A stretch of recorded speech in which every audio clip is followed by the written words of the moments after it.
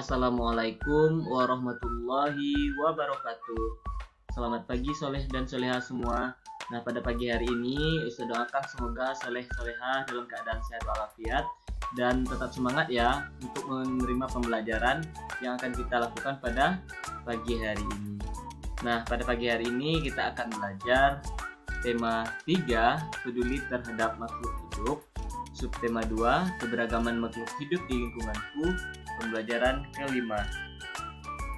Nah, soleh dan soleha, tahukah soleh dan soleha bahwa hewan yang berbeda mempunyai tempat yang berbeda untuk hidup? Ayo kita cari tahu lebih lanjut. Nah, perhatikan gambar berikut ini. Di sini ada gambar ayam, bebek, kucing, dan ikan. Nah, apa yang soleh-soleha ketahui tentang karakteristik tempat hidup hewan-hewan ini, hewan-hewan yang 4 ini? Ada ayam, bebek, kucing, dan ikan. Ayo kita lihat bagaimana karakteristik tempat hidup hewan-hewan ini. Yang pertama yaitu ayam. Nah, ayam merupakan hewan yang hidup di darat. Nah, selanjutnya ini bebek, soleh dan soleha. Bagaimana karakteristik tempat hidup dari bebek? Nah, bebek merupakan hewan yang hidup di darat juga bisa dan di air. Nah, bagaimana dengan kucing dan ikan? Nah, itu soleh dan soleha nanti kerjakan di buku tulisnya masing-masing ya. Nah, pada pertemuan sebelumnya kita telah belajar tentang mencari atau melihat ciri-ciri khusus dari hewan. Nah, bagaimana dengan ciri-ciri khusus dari ayam, bebek, kucing, dan ikan ini? Nah, di sini. Pertama, ayam. Ciri-ciri khusus dari ayam yaitu ayam memiliki paruh panjang dan runcing untuk mengambil makanannya.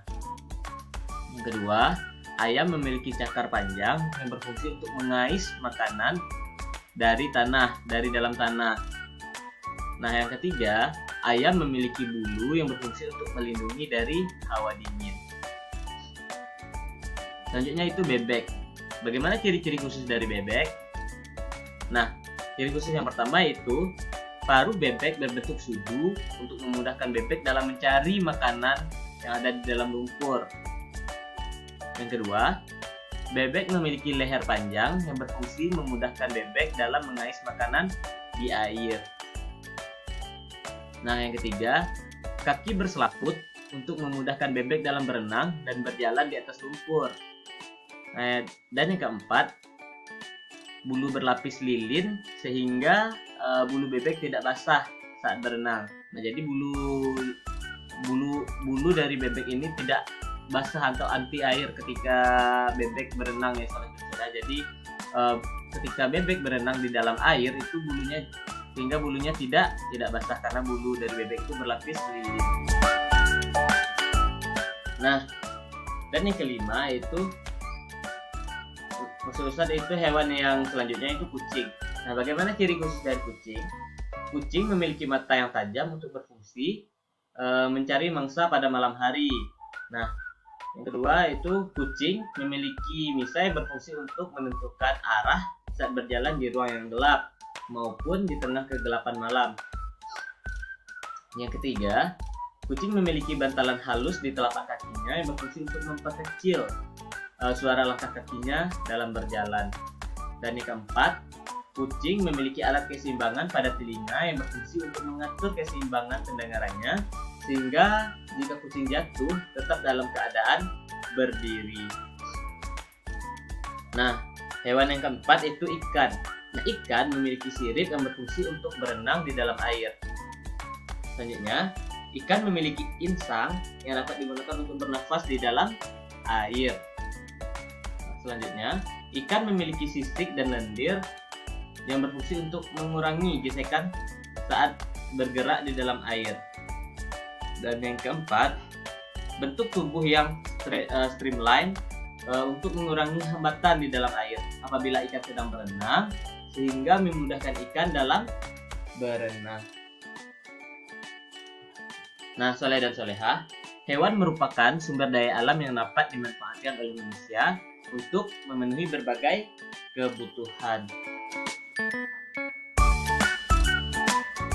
Nah, di sini ada bacaan tentang teks karakteristik tempat hidup hewan dan ciri-ciri khususnya pada halaman 79. Yang pertama yaitu cicak. Bagaimana karakteristik dari cicak? Oke, mari kita baca bersama-sama ya soleh dan solehah. Apakah kamu pernah mengamati cicak merayap di dinding rumahmu? Mengapa cicak tersebut bisa merayap di dinding? Bagaimana cicak tersebut menangkap mangsanya? Nah, cicak mempunyai perekat pada telapak kakinya, sehingga dapat merayap di dinding atau langit-langit rumah. Cicak juga memiliki lidah yang panjang dan lengket, sehingga dapat menangkap serangga. Cicak mempunyai ukuran rata-rata 7 hingga 10 cm.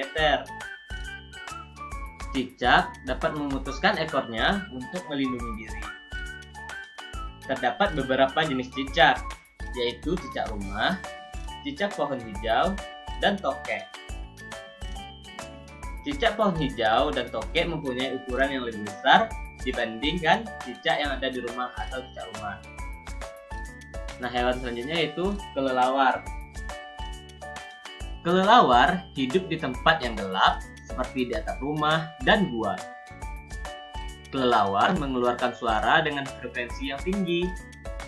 Selain itu, kelelawar juga memiliki pendengaran yang baik dan peka menerima bunyi pantulan.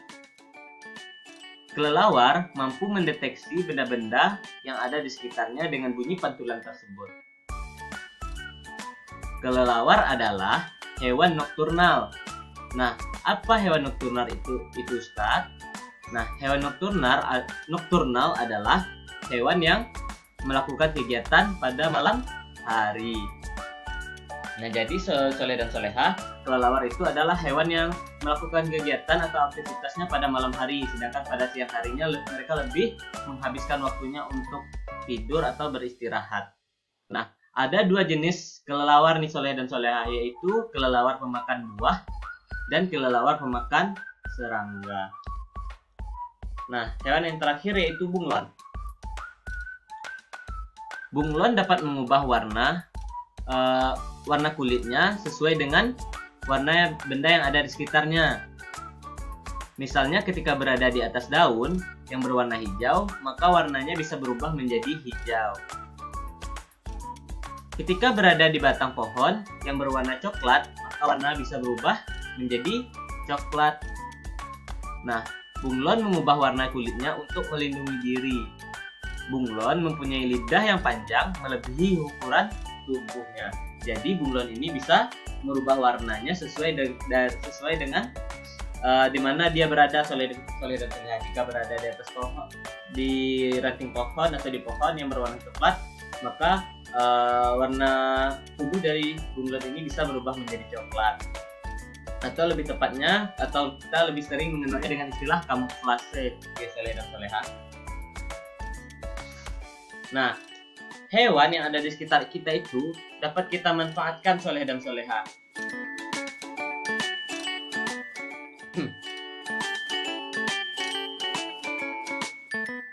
Nah, hewan juga dapat menjadi inspirasi untuk karya seni. Nah, sebelumnya kita telah membuat karya seni mozaik pada pertemuan sebelumnya ya soleh dan solehah. Nah, salah satu manfaat dari hewan itu menjadi inspirasi. Jadi kita bisa membuat karya mozaik dari beberapa hewan, misalkan dari gajah. Nah, kita bisa menggambarkan gajah terlebih dahulu, lalu kita bisa membuat karya seni mozaiknya seperti itu. Nah, pada pertemuan sebelumnya kita telah melakukan hal tersebut. Ada antum yang membuat karya mozaiknya dari kupu-kupu dan dari hewan yang lainnya. Nah, alhamdulillahirabbil alamin. Sampai di sini pembelajaran kita pada pagi hari ini. Ustaz harap soleh dan solehah semua dapat mengerti dengan apa yang telah kita pelajari pada pagi hari ini.